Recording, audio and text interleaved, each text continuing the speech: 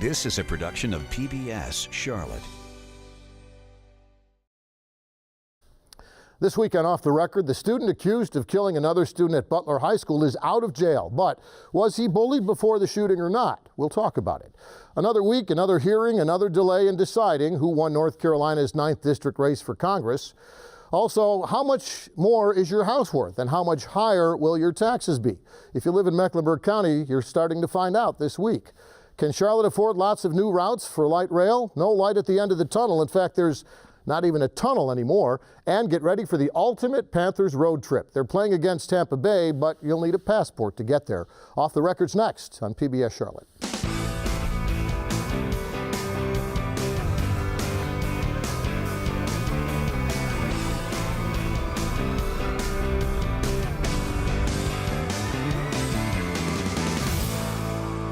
Hi, I'm Jeff Sonnier. This is Off the Record, where we talk about the stories you've been talking about this week. And if you watch the news, read the news, or listen to the news, you'll recognize the names and faces around our table.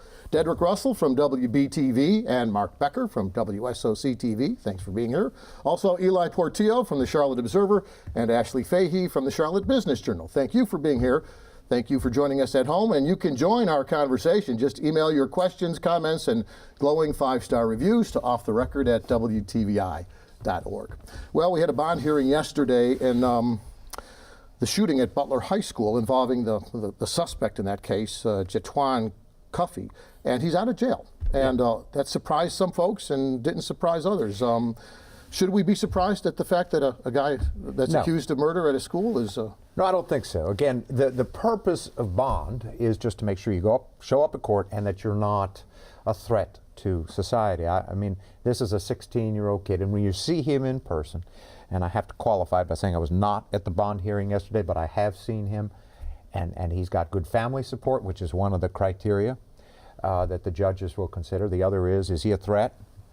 This, by all suggestions, is, and certainly his attorney says he was bullied, he panicked, he had a gun, boom. And is he going to show up for court with his family and the attorney there? I think there's a reasonable chance there. So not surprised at all. He does have 24-hour electronic monitoring. They'll know where he is. No, I'm not surprised. Yeah, and the judge started it at a $500,000 bond, but then Michael Green, his attorney, fought and got it lowered to $100,000. So I think that's one reason why he was able to get out, because that bond was lowered. And I guess also in the courtroom it was said that he was trying to shoot at Bobby McKeithen's leg. And I was told that his first court appearance that he did not know that Bobby McKeithen had died, because I was told that he asked one of the sheriff's deputies, how is he doing? And that's when he was found out that he died. He didn't even know. Some of the quotes from the defense attorney, he said, this isn't a Columbine incident. He's not a mass school shooter, not a guy who's going to go and shoot up a school. So in that context, obviously, he's a 16-year-old kid, a teenager who made a very bad mistake. The flip side is that the issue of bullying has been raised again by the defense attorneys, talking about another quote, they say there's no bullying, we say check the video. Obviously, that's going to be something that's talked about in this court case. The district attorney's office claims it's not an issue in this shooting. The defense attorney claims it is. Clayton Wilcox said it was, then said it wasn't. Where are we on this particular issue, and how much of a difference will it make in a case like this? Well, if and when it comes to trial, and most of these cases are pled out before, that is to say there's a plea agreement reached before they come to trial, which will probably happen here. Yeah. But that's the argument the defense will make. And that goes to, well, him not being a Columbine kind of, I'm going to go and take people out. This is a kid who was afraid, and he had a gun, which is absolutely wrong. I think that's the bigger question. How did he get the gun and get it to school? But yeah, they're going to bring that up. They're going to use that as their argument. You have to have some explanation. But it'll be discussed, and my guess is at some point there will be some agreement reached. Yeah, and then on the other side, you have to say, follow the paper trail. Mm-hmm. If this guy said he was being bullied, then there should be some paperwork, because CMS has emphasized zero tolerance in bullying. And at the beginning of each school year, people sign a pledge saying that I will not bully. And if I am, this is what I need to do in order to bring attention to this matter so this does not stop. And CMS has said that there is no paperwork, no evidence that he has been bullied or reported bullying. That may or may not say that he was bullied. What it also may or may not say is whether policies like that really have any effect on teenagers in high school or middle school. I mean, just because there's no paper complaint to the principal or to the administration doesn't necessarily mean it's not happening. There's a dichotomy between what the school system thinks is effective for some of these problems and how kids actually react to some of these policies. And before we leave it, I think we need to point out that next week, not coincidentally perhaps, CMS will be starting their new security plan. Right. Random checks of students at random schools. Wanding, I'm told, other students as they come into school, while they're in the school, we'll see how it all shakes out, but that's going to happen next week, all as a result of. And I think the broader context as well, there were several other incidents around this same time in which guns were discovered on school property. There's also been an incident of a shooting near a bus stop, a student getting off a school bus who was shot and injured. So this broader issue of guns in schools and gun violence around CMS, I think, is really drawing a lot more attention. This obviously is the most severe incident, but I think parents are concerned that there are multiple cases of guns in schools on school property, and they've mostly been discovered by other students reporting them up to this point. So that makes it seem as though security is not necessarily doing what it needs to do maybe to prevent this. And that's why it's so important for parents to have conversation with their kids. We did a special Black Boys in the Promised Land, and we talked about the Butler High School shooting. And they said the two things that are that's really penetrating these young boys now, social media, and young people now are a little bit more sensitive now. So, you know, they take everything to heart. And so when you have a bad day at school, if you're attacked or beat up and it's recorded, then that is shared over and over and over again. One boy said that you can get like 25,000 hits off of someone seeing me have a bad day. And imagine seeing that over and over again. That does something to you. And then they're more sensitive. You know, they take everything to heart, and so they want to have the last word in every situation. So it's time now for us to have a conversation so we can stop this and really figure out what's on our young people's mind before it's too late. Last quick point, is there a lack of, it seems like there's no sense of urgency on the part of CMS, concern from the parents, an obvious problem. Why is it taking so long for them to ramp up these increased security measures? It seems like they've been doing this for years at high school football games with the same personnel they'll be using at the schools. I don't really understand why it's taken from the Butler shooting until end of January, beginning of February to get this program up and running. This surprises me, I guess, given the gravity of the problem and the outcry surrounding that. Well, that's a fair question. I think they will answer by saying we had to study this. We didn't want to rush in. I mean, and do something, and because CMS is huge. Exactly. And it's not one school. You don't have one high school to worry about. Right. So, they did move fairly quickly. Dr. Wilcox was pretty quick about saying we're going to do something, and then they rolled out the options, and it's taken a while. They got to practice, train, and all that stuff for what they're going to be doing starting next week. And when I talked to the superintendent, exactly right. He said he wanted to make sure all the I's were dotted and T's crossed. And you got to have training, because you don't want to go to a school and then you just target everyone who is African American, who have the pants sagging and things like that. You don't want that to happen. Wait a minute. Let's check him. So Dr. Wilcox was saying that we have to make sure that people who will be checking, our students, make sure they're trained and make sure they're not targeting. And then that's another story that will be. And then, if things are going to happen, and so we just have to be sure that what you're doing is going to make a difference, and you're just not doing it just to do it. Well, it's something we'll probably be talking about next week as well, I suppose. Let's change gears to politics really quick. 9th District hearing, speaking of things we keep talking about. Mark Harris and Dan McCready, not in person, but they're lawyers as well as lawyers for the state, all in court in Wake County, I guess, this week, talking about the outcome of the 9th District race. And the judge wasn't willing to stick his toe in that water. Eli, tell us about what happened. Right. Mark Harris, the Republican candidate who's ahead in unofficial results, he had asked the court to basically force the Board of Elections, order them to certify him as the winner while the investigation's ongoing. Judge declined to do that, said that it's not his place to do that yet, and that the new Board of Elections, which has just been which will be appointed soon, will take over that. But I think it's important to note that that new Board of Elections is already involved in controversy.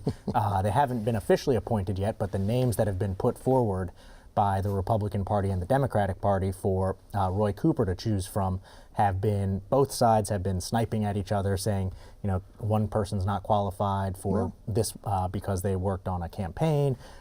This Josh Malcolm, the previous chair of the board, has already bowed out after questions were raised over his contact with parties involved in this complaint. So I think part of the issue we're having now is there's not really a clear end in sight, and I don't think that either side really seems to be accepting this as an entirely legitimate process. And the lawyers for Harris said they have been cooperating with the investigation, and everybody says we want the investigation to, you know, to bring us some conclusion so we can move forward. But I guess we're really no closer to that until the new elections board is seated, because even the judge said, even if I were to rule in this case to have this election certified, there's nobody to certify. You know, the Board of Elections is who certifies, and we don't have a board right now. So we're kind of still in that O-zone of can't do anything until we have the machinery in place to make something happen, I guess. I think we're way past the ozone. We're out in the space. Yeah, the stratosphere, the exosphere, whatever. Just the fact that neither Harris nor McCready were at the hearing told me they didn't really expect any other outcome. It's sort of pro forma. They had to go touch that base. Well, If the Harris judge said he was had done sick. it. He has an infection, so that's what. Oh, there you go. See, inside information. Yeah. I didn't know that. But again, I mean, I don't think anybody reasonably expected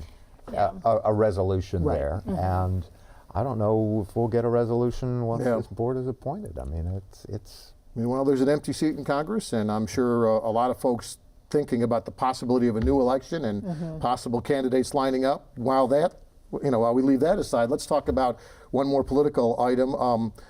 Trevor Fuller, Mecklenburg County Commissioner, says he's tossing his hat into the political ring, wants to run for the U.S. Senate against Thom Tillis in 2020. Kind of surprising, I suppose, although you'd expect someone not as well known to get in early so he can, get the kind of support that the early joiners do. Any thoughts on Fuller as a statewide candidate, as a U.S. Senate candidate? Who? I mean, that's what most people are going to ask, right? Right. Especially outside of Mecklenburg. Even inside of Mecklenburg, maybe. Yeah. Even inside. I mean, Trevor Fuller is, he may be well qualified and very learned, very, articulate and intelligent, and politically has some experience, but he isn't the kind of guy that you go, that guy, yeah. I mean, I don't think many Mecklenburg County residents would know. Well, I mean, anything is possible because we can just go through past elections and we have said the same thing about a candidate, and that candidate has won. And I think that the big picture is that I think he's throwing his hat in the ring because he believes and others believe that Thom Tillis' seat is very vulnerable right now. Yeah. So I don't care who would run. If your seat is vulnerable, then Humpty Dumpty, it has could take over. So I think that that's the real thing. And when talking to Trevor Fuller, he said that, since North Carolina is that swing state, that a lot of people may be pouring money into the state in order to get Tillis out of office, and whoever the Democratic nominee is, that we'll put our money behind him because Tillis' seat is very vulnerable. So much will depend on who's at the top of the ticket running against President Trump, obviously, in 2020. Exactly. By the way, I did a quick run through of others who have only had city or county experience who have run for statewide office. Pat McCrory obviously lost an election, then won an election, but everyone else, Richard Vinroot, Harvey Gantt, Ellis Scarborough, who ran for U.S. Senate in '98, Fountain Odom, who ran for U.S. Senate in '86, all of them never got past the primary stage. Most of them even didn't even win a primary. So it's a difficult path for Trevor Fuller. But again, a lot can happen between now and then, and it's going to be a crowded field. Absolutely. I'm sure looking for that Senate seat. And one thing, and in talking to Fuller, he was saying that I guess with this government shutdown, he's that's going to be his platform. That this government shutdown shows a lack of leadership. Okay. And so I guess the Republicans could have taken care of this last year, but did not. And here we are, the longest day of partial government shutdown, and we probably. If he is the nominee, we will probably hear that in his campaign speeches. Speaking of Trevor Fuller, he's with the other county commissioners this weekend talking about the budget, talking about revaluation, the new property value notices being sent out to homeowners, and he's one of several county commissioners saying maybe this is the year where we let taxes rise along with the values of homes to pay for the things that the county doesn't have right now. Are we seeing a shift in county leaders in terms of holding the line on taxes, and what's that going to do to folks like a lot of us who are watching our home values skyrocket and are expecting the taxes to go down to balance that off like they have in the past, but maybe not this year, based on what Fuller and others are saying out at the county retreat? Well, people are seeing their new home values, and there's a lot of, I think, angst and sticker shock because in some cases they've jumped 60, 100, more than doubled percent. Yeah. And that doesn't necessarily mean that your taxes will go up that much because the tax rate, as you noted, is set independently by the different boards like the county commission.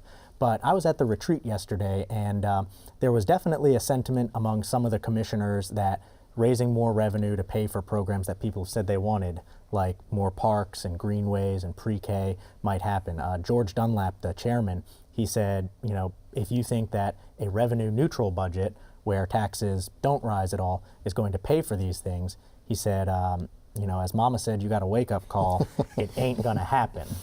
And Trevor Fuller, who we've just talked about, he indicated some willingness to raise taxes as well, saying, in his view, taxes are more of a contribution to the society that we want, not a burden. Mm-hmm. So I think it's important to note that we've got 9 Democrats on the board now. All 3 Republican incumbents lost their re-election bid. And George Dunlap also pointed that out. He said the people who were against this, they all got voted out. And he told the new commissioners, if you vote the way they would have voted, you won't be here long either. Almost like a mandate for higher taxes. It's kind of what I heard him say. That was there. What kind of message does that send to business? Ashley, I'm not sure that's the kind of message that a city or a county wants to send when they're trying to get other companies to move here, that we're raising taxes. Well, and especially in the commercial real estate world, which is, I work in that world a lot and talk to a lot of people there, they're very on edge about this, as you can probably imagine, with the commercial values going up 77%, way is that the higher number? even than residential. So inevitably, they're going to take on more of the tax burden. And their argument, and what they like to bring up a lot, is should you raise the taxes on property owners, they're going to pass that along to tenants, whether it's a residential tenant, whether it's a commercial tenant. That's a talking point a lot from these groups who represent the real estate industry, the building industries. There is plenty of angst, especially among commercial owners, I think, about what this is going to mean. But also back to the political point, you have to think about the winners of what was once conservative seats. They do have probably constituents who are more conservative, and if they want to run for re-election in a couple of years, they have to think about that too. So I think it's overall very, everyone's very anxious to know what's going to go on with the tax rates. Businesses and commercial real estate owners maybe even more so than homeowners, just because of the huge jump in commercial property values. Piggybacking on what you said about housing, low-income renters are the ones who would benefit by the higher taxes and the increased programs. They're also the ones who might suffer the most as some of this housing skyrockets in value and pushes those rents beyond what they can afford. And landlords will pass that along to tenants. I mean, that's just the way they do the business. That's just with triple net leases, especially. I mean, that's just how things go. So inevitably, yes, I think residents and commercial tenants will be paying higher taxes, of course, as a result, should the board decide to do that. And also, we should weigh in the equation about where, if taxes are raised, where that money will go. Right. Because there have been surveys and polls after polls where people say that, yes, I will pay more for education. Yeah. So, and the taxes went up to start the universal pre-K. There wasn't much pushback from that. But the question is, will it take a tax increase each year in order to make universal pre-K happen, for everybody, no matter your socioeconomic status? The universal pre-K program, commissioners were told this week to expand that beyond the first sort of pilot year, and expand other early childhood programs will cost another $24 million this coming year if they expand that as much as they want. So it's important to note, I think, that there's competing priorities here. People want parks, they want greenways, they want pre-K. The Health and Human Services Office has also had a lot of problems and probably needs some fixes. And what the county commissioners are going to have to wrestle with is, Do they fund all of that, or do they fund part of that? And I think that's where we're going to see a lot of sticking points.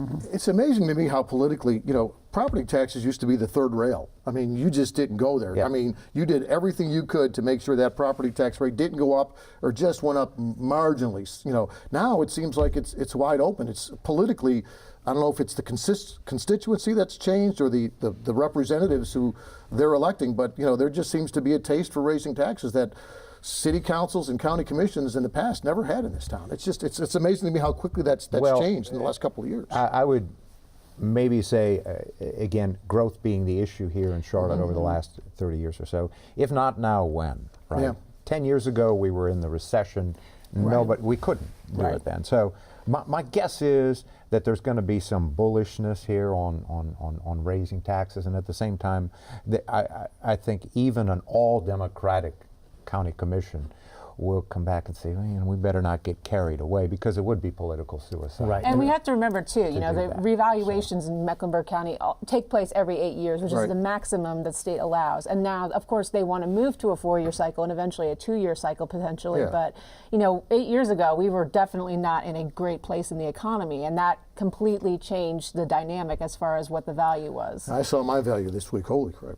More than 100% You don't want to go in some there. cases. That's a little scary. But is it a good thing that saying that Charlotte is a great place to be if your value is going up instead of depreciating? And on the flip side, would people want to move? I want to move to a place where the value is going up instead of down. So so you just have to play both hands. Be careful what you ask for. Yeah, You have to write that exactly. tax check. I Right, guarantee exactly. it. So hey, talking about things we can't afford. Right, exactly. Katz talks a little bit about the future. 20, 30 years out, talking about new routes, talking about what they want to do and what they can't afford to do, and it's going to be expensive, right? Right. Estimates have ranged anywhere from $5 to $8 billion for the next phases of CAT's build out, and that includes lines to the north, Mooresville, west to Belmont and across the river, and southeast to Matthews. But we learned this week that they're not going to do a tunnel under Uptown, which is one of the options they looked at. Yeah, So- let's take a moment and explain what exactly they were looking at before we talk about why they're not looking at it anymore. So the southeast line to Matthews will link to, they hope, the western line past the airport. Right. To do that, it's got to go through Uptown somehow. Given that there's not a ton of extra room in Uptown to slap another rail line, they thought about going under Trade Street. for more than a mile. And that would have been pretty expensive.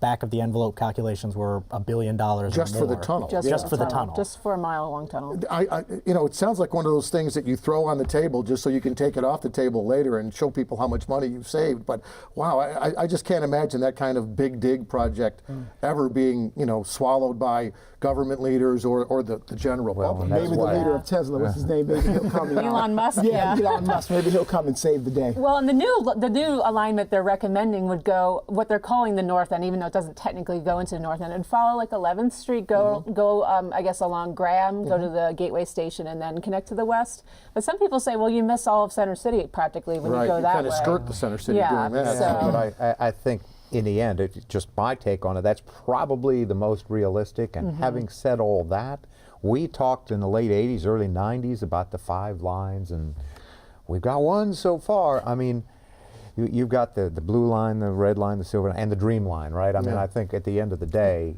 20 years from now, it'll be interesting to see how much of that is actually in place. Right. Because the price now, $5 to $8 billion, that's not going to be the price. And the red line, the line to the north, already is basically off the table. That's the Norfolk- biggest disappointment, I think, for a lot of folks who support light rail and rail in general. I don't understand how the railroads can monopolize something that is essentially a state utility and prevent this sort of thing from happening. Well, Norfolk Southern and other railroads, they have exclusive use of their right-of-way, and they guard it very ferociously. And even though it's been talked about for more than a decade now, Norfolk Southern is not willing to share those rail lines that would lead to the north with passenger trains. Yeah. So there's not really any other way to navigate the bridges, rivers, et cetera there. to go north to Mooresville. It's a pretty land-constrained place, so CATS is going to do express buses instead, and they hope over the next decade to build out true bus rapid transit in the toll That's another lanes. decade, potentially. Yeah. Right. Folks who live up north with the toll lanes and now this, they've just got to feel like they're just, getting it from all sides. It's, Well, and this is a really ambitious plan. CATS would love to do this by 2030. That's actually the name of the plan, the 2030 plan, but that's 11 years from now, and there are some big hurdles. There's no clear funding source. The half-cent tax brought in $103 million last year, which is good, but they'll need a lot of federal money, state money, and some new local tax money, almost certainly, to build any of this. I should call it the 50-50 plan because it's got about a 50-50 chance of getting I think built. it's probably the 30-70 plan. Yeah. 80-20? Maybe we could call it the 2080 plan. 2080 because that's about the odds of getting it all done. And John Lewis kind of wants to, I don't know how he might do this, but he's talked about trying to capitalize on the transit-oriented development, with $2.5 billion having been invested on the original Blue Line. So he says he's in talks with the city about trying to do a value capture ad, whatever that may mean, to sort of divert revenue that the Blue Line spurs into future transit. But again, we don't know what that might look like. We don't know how much that would bring in. Again, there's so many questions that remain as far as how this is even going to be paid for. We're almost out of time, but I did promise something about the Panthers. We found out this week that this year the Panthers will be one of the NFL teams that's going overseas to play in London. We won't lose a home game, but we'll be playing the Bucks. I guess that increases recognition of the brand and puts us a little bit on the We map. might lose a few home games next year, the way things are going. Yeah. But we're one of the last teams to do it, right? I guess it's time. It's our time. Yeah. So now every reporter in stations, they're I was trying gonna to say, say, okay, Let me get my passport. let me go. That's on whether Cam Newton is playing starting by then. He did have surgery, yesterday? The arthroscopic procedure on his shoulder, so He's it'll be going to interesting lose to 6 see. hours by flying over there. So We'll talk more about that as we go forward. We're out of time this week. Again, Tea and crumpets next if you ever want to join us and put your own comments in, remember it's off the record at WTVI.org. That's our email address. Thank you for joining us this week. We'll see you next time on Off the Record.